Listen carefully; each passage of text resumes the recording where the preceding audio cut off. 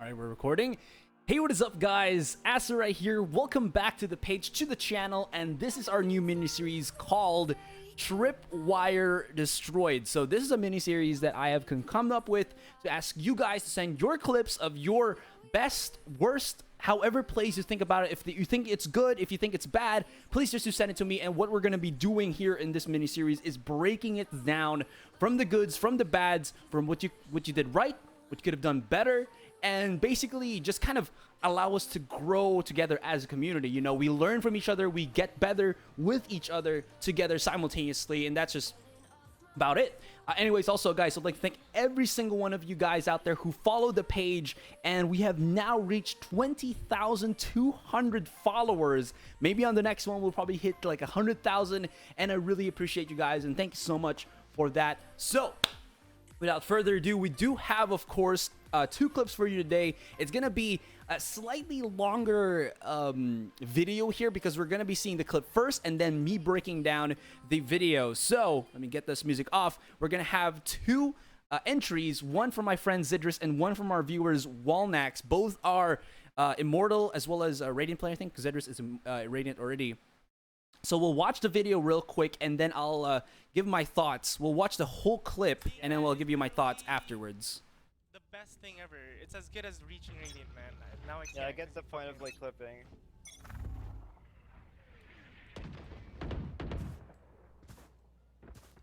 I hear many A. See, I mean. Don't peek, I can peek. See long? I'm gonna peek. Oh, there's a lot. You should run, pumpkin. Spray. One enemy remaining. No way, dude. You should have seen your faces. Okay, there's a lot to digest in that short clip that he just did.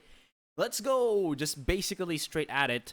Zydrizz is, from what you can see right now, is using an operator. He's also using a jet, and he's used both of these two factors really well in this particular clip. We're going to be seeing the round start first, and he's going to be checking out Garage. I do like this because a lot of jet players would really just peek angles where they can one-tap you and they tailwind or dash away so that you don't have a chance to refrag. Now, if you did hear it at the start of this, while we were watching the clip, he already doesn't see anybody here, but he hears a lot of footsteps onto the C-Long, immediately tells to his entire team that, dude, he's there.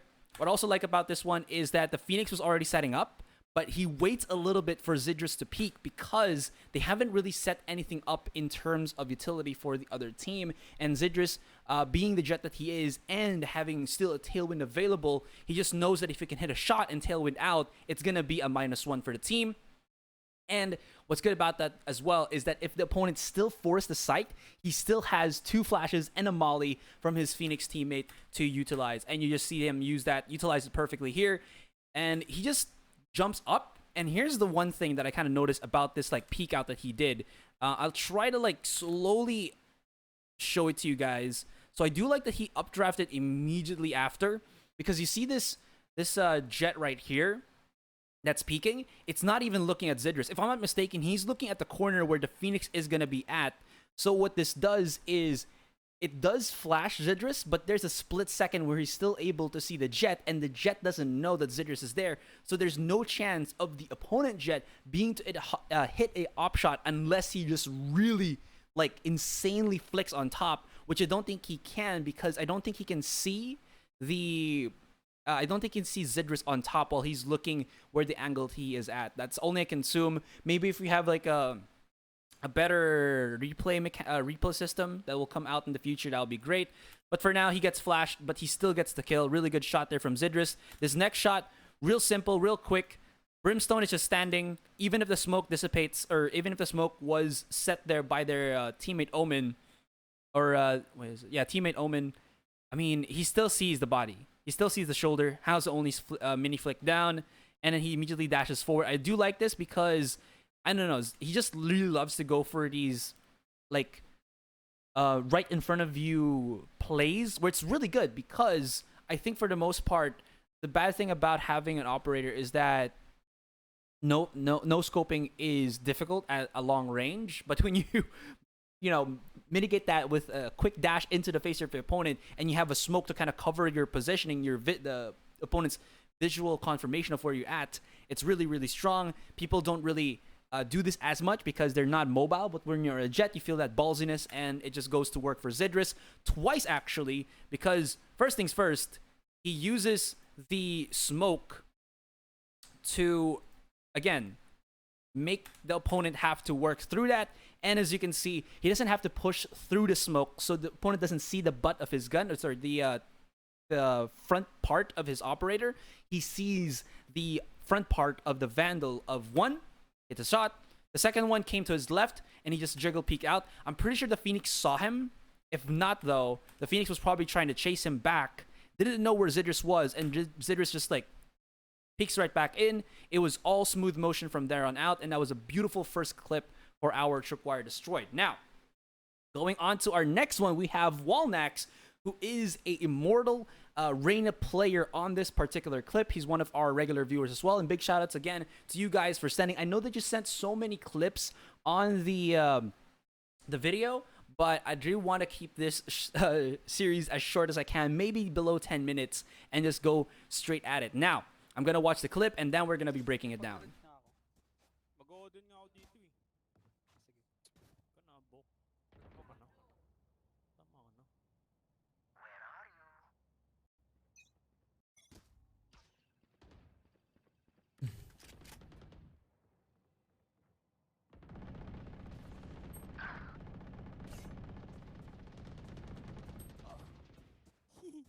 Ako pa inood. Joke's over! You're dead!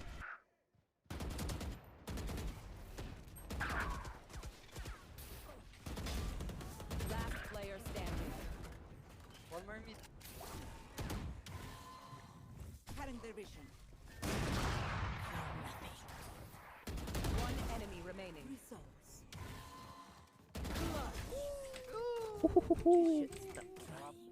That was fantastic. Okay, so let's try to break it down. I think we'll start off with this part already when the round was already being started. So I think Walnax did a lot of really good things in his clip.